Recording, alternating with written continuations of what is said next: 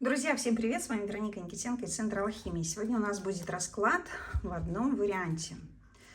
Расклад для тех людей, которые устали от своего брака или устали от своих отношений, которые злятся, испытывают раздражение, но не могут выйти из этой пары и не понимают, хотят ли они этих отношений, не хотят, что им вообще делать. Просто все бесит, задолбало. Вот такая вот история. Будем сегодня смотреть такую тему. Будем смотреть ее в разрезе вашего партнера. Что же вам не хватает и вообще, что между вами происходит такого. Работать будем на двух колодах. На Таро Фредерика Лионеля. И будем работать на Соли-Ван. На Соли-Ван. Все у меня выпадает везде тут императрица. Здесь тема про какую-то женщину. Так, начнем, значит, с темы вы, ваш партнер и отношения между вами. Это маленькая карманная колода. На дне у меня карта мастера, она же карта папы, карта одновременно перемен и одновременно с этим карта достижения какой-то внутренней работы. Такое ощущение, что стало скучно в отношениях и достали отношения, потому что переломный момент личностный, личный кризис прежде всего. Какая-то переоценка идет ценностей, какие-то обстоятельства, хочется драйва, хочется интереса в жизни, а ничего не происходит. Итак, что между вами? Ну, отшельник говорит сам за себя. И вы запутались, и партнер запутался, отношения такие, знаете, вроде есть, вроде нет их. История здесь про то, что все-таки отношения здесь достаточно устоявшиеся у многих людей, семейные, но такие вот немножко дистантные, как идет тема поиска. Мужчина ищет какую-то идеальную женщину, идеальную жену, мать, а женщина здесь ищет сама себя. Не хватает ей профессиональной самореализации. Вы и ваш партнер. Значит, вы у нас здесь выходит жрица, а ваш партнер у нас выходит карта звезды, называется, но это карта звезда, 17-й аркан. То есть, что мы здесь имеем в виду? Ваш партнер – это человек, у которого большие цели, глобальные жизненные цели. Это человек, который хочет к чему-то стремиться, но который сейчас находится, может быть, заложником пока обстоятельств, поэтому все идет как-то медленно, неспешно, движется. Оно в правильном направлении движется, но нужно время, пока изменится ваш партнер и пока изменится ситуация вокруг вас. Вы с другой стороны, и здесь у нас жрица, и здесь у нас 20-й суд. Вы действительно человек, который сейчас очень сильно меняется. Мало того, что вы изменились какое-то время назад, вы выросли однозначно. Может быть, у кого-то здесь недавно совсем был какой-то юбилей, прямо-таки. Но и внешне вы меняетесь. У вас высвобождаются ранее скрытые ресурсы. Вам хочется этим ресурсам найти применение. Вам хочется как-то себя реализовать прежде всего в жизни социальной. В том числе, рискну предположить, в этих картах, раз уж у нас здесь история про папу, и здесь у нас тема такая вот про чрево, и тут у нас императорское, ее императрическое, ее величество. Может быть, у кого-то идет тема деторождения важная, да, может быть, реально кто-то хочет родить ребенка, но что-то здесь мужчина, может быть, дремлет, или наоборот, вы мужчина, вы хотите мужчина, а женщина дремлет. А может быть, тема про воспитание, в том числе детей, да, про объединение поколений. Но главный ключевой акцент здесь в том, что вы, как зритель этого видео, вы находитесь здесь в ситуации, когда вам хочется применить себя в социуме, реализоваться прежде всего в социуме. Вы человек, который направлен на реализацию своих желаний. И партнер ваш, в принципе, такой же, как и вы. У него тоже экстраполяция у вашего партнера имеется в виду, тоже экстраполяция на социальные желания. Но почему-то не можете вы никак друг с другом, судя по всему, договориться. Вот. Не можете договориться, как вы будете строить свои отношения, когда каждый из вас большую часть времени проводит на работе или занимается какими-то своими делами. Из-за этого возникает такая вот глухая история про то, что вообще подходим ли мы друг к другу, а надо ли нам быть друг с другом вместе вообще, действительно ли мы пара, или все-таки мы здесь совершенно зазря встретились. Ой-ой, для моих изящных маленьких рук, ладоней. Это большая колода, но я ее очень-очень люблю. Так, ну, давайте начинать. Значит, действительно ли вы устали сейчас от отношений, или это что-то другое? У нас выходит пятерка мечей. Это что-то другое. И здесь история про защиту своих интересов. Здесь тема про то, что вы злитесь. Вы злитесь, дико злитесь на своего партнера или на свою партнершу за то, что этот человек не выступает вашим соратником, не идет вам навстречу и не помогает вам в реализации, в достижении ваших желаний. Как будто, когда вы вступали в брак или вступали в отношения, вы от этого человека ждали каких-то конкретных действий. Ну вот как-то истрактовали поведение, может быть, слова своего партнера, что вот якобы он вам, может быть, прямо или косвенно что-то пообещал, как вы будете жить, да, или что у вас будет, как будут развиваться ваши отношения. Вот сейчас история складывается так, что не получается полноценно реализовать то, что вы хотите, потому что и у партнера свои какие-то видения, свои обиды, и у вас такая вот позиция, прям я сказала или сказала, и вот так вот хочу. То есть не можете договориться, это не усталость, это конфликт. Конфликт может быть возрастной, да, такой поколенческий, если большая разница в возрасте. Может быть конфликт идеологии какой-то, может быть конфликт как раз, кто у нас там будет посуду мыть, пока мы работаем, или ужин готовить. То есть вот какие-то такие истории, но это не усталость. Это след ваших ожиданий, которые у вас были, и след ваших текущих желаний, как вы видите свою жизнь, как вы хотите ее видеть. То есть сейчас здесь у нас звезды, здесь у нас жрица. В вашей паре превалирует ваше желание быть свободной, если вы женщина.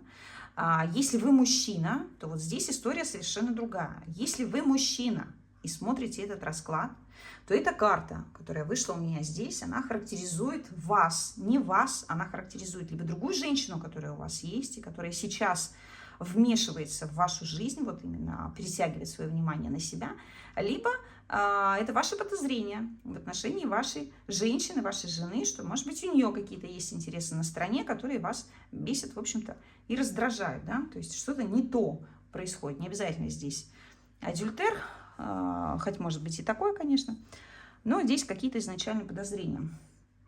Вот. Значит, здесь мы разобрались. Это не усталость, это злость. Это злость, это скрытая обида, которая требует выхода. Это желание отомстить, сделать больно за то, что ты не сделал или не сделала ради меня то, что ты мне обещал или обещала. Какая-то такая история. Чего вам не хватает в отношениях? Вообще, в отношениях чего вам не хватает? И чего вам не хватает лично для себя, независимо, вы в отношениях или нет? И смотрите, какая интересная история. Значит, в отношениях вам не хватает реально заботы, поддержки, внимания, понимания. Вам не хватает присутствия партнера в вашей жизни. Вы редко куда-то ходите вместе, куда-то ездите, вы редко проводите время вместе. Вы вообще не чувствуете себя на равных. Вам не хватает равноправия в этой паре. Вы чувствуете себя человеком, который, ну, как будто задвинут в угол, как будто ваши интересы никого не касаются.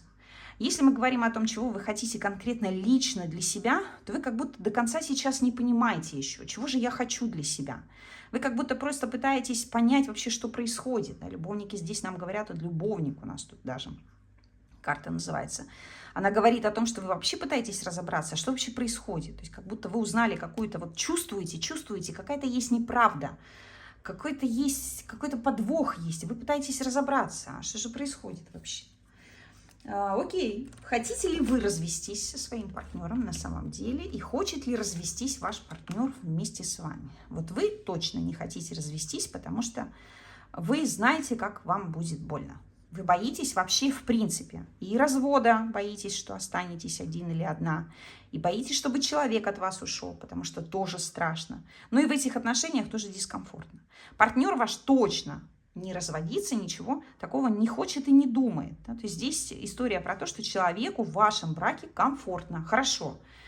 Ваш партнер в этом браке чувствует себя человеком со статусом, с положением. Ваши отношения вращаются ровно так, как вот я их видел или видела, говорит императрица. Вот классно все тут происходит.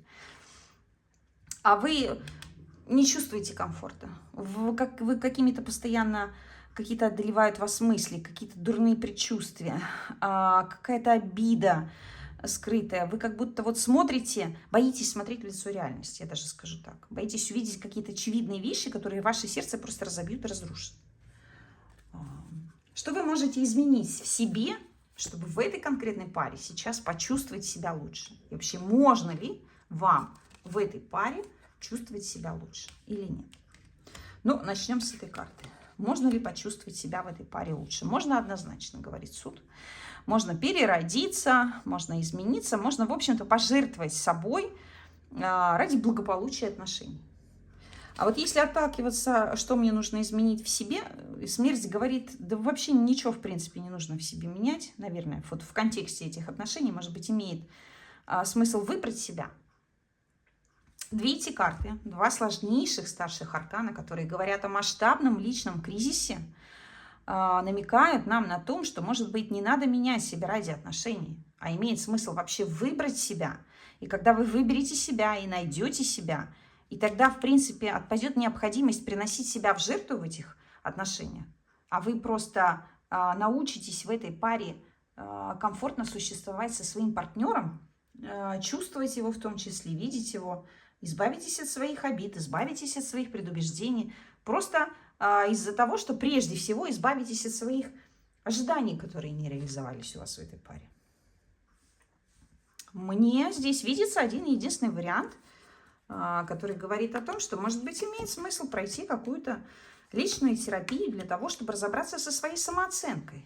И тогда вы освободитесь, почувствуете себя гораздо спокойнее, свободнее и сможете строить отношения со своим партнером на равных. Потому что пока я здесь вижу историю не про то, что вас, может быть, притесняют в отношениях или что-то еще, а про то, что вы почему-то изначально в этих отношениях человек, который чувствует себя, ну, как ниже, что ли, как недостоин. Я тебя недостоин или ты меня недостойна. То есть вот какая-то такая история. А тут надо просто измениться и все. Потому что человек, который находится рядом с вами, если говорить об императрице, то это тот, кто вас действительно любит. Тот, с кем вам действительно хорошо. Тот, кто действительно считает, что вы подходите друг другу, в принципе. Если вы женщина, мы говорим сейчас, да? Если вы мужчина, мы говорим о том, что у вас здесь акцент, в том числе, может быть, на какой-то вот мстительности и недоверии своей женщине. Ну, при том условии, если у вас нет любовницы. Потому что если у вас есть любовница, это уже немножко другая песня. Потому как здесь даже любовница могла появиться исключительно вследствие недовольства женой. Типа, назло тебе сделаю. А теперь это назло могло вывернуться в большую глобальную проблему, да, что вы чувствуете, что это все катится куда-то под откос, а что сделать не можете здесь. Поэтому тут история такая, что надо поработать с собой, и ситуация в вашей жизни совершенно наладится, и в паре наладится. Смотрите, у нас император здесь. То есть тут хорошая может быть семья. Тут очень многое зависит, кстати, от решительности и настойчивости мужчины, во-первых. Во-вторых, здесь очень многое зависит от взрослого подхода к отношениям. То есть если вы женщина, то вы должны опираться не на то, будет ли бегать мужчина за вами или не будет. Будет он вас в отношения тащить или не будет. А от того, чего вы хотите вообще, в принципе, сами для себя. Вам что нужно, чего вы хотите. То есть здесь история про вашу ответственность. Ставьте себя на первое место именно в контексте воспитывайте себе ответственность, взрослейте. То есть не будь девочкой, говорят тут карты нам, да, не обижайся, там, 5 мечей, не злись, не надумывай. А стань взрослым человеком, научись разговаривать, подходить к вопросу, в том числе реши вопрос с профессией какой-то. Ну и достанем последние 2 карты к нашей теме. Да, у нас выходит красивая 7 жезлов, у нас выходит 8 пентаклей, то есть такие защитные огни тут у нас ведьма жгет. Тема про то, что отношения вот между вами и вашим партнером будут развиваться ровно вот так, как хотите вы. Как хотите вы. Потому что объективно ваш брак, в общем-то, или ваши отношения, если их рассматривать, они опять же двигаются именно в ту сторону, в которую задаете тон вы. Куда вы их распределяете, туда они и шевелятся. То есть независимо от того, вы мужчина или вы женщина, ваши отношения зависят исключительно от того, чего вы хотите. Вы их рисуете. Потому что ваш партнер в этой паре, он очень статичен. У него конкретные цели или у нее конкретные цели. Опять же, ваш партнер, ваши отношения рассматривает как ценность в своей жизни. Поэтому, ребята, на дне колоды у меня лежит правосудие. Оно здесь имеет некоторые весьма специфические контексты, говорит о процессе принятия неправильных решений в том числе. О том, что объективно, если мы говорим про эту карту, на ваши решения в вашей жизни оказывают влияние другие люди. Ваши убеждения, какие-то ваши предрассудки, может быть. И когда вы поймете, что вот то, как вы видите вашу пару, то, что происходит внутри вас, это последствия того, что вы слушаете очень много других людей, может быть, да, другой опыт, чужой опыт одеваете на себя, надеваете на себя. Когда вы понимаете, что какие-то страхи, может быть, вами управляют. Вот как только вы с этим разберетесь, и здесь ситуация тоже изменится в конце концов, потому что колесо фортуны говорит, что вы люди, которые встретились не просто так. То есть вы встретились именно для того, чтобы быть мужем и женой, быть парой, мужчиной и женщиной, там, которые идут вместе. Поэтому решите свои психологические проблемы, и ситуация наладится.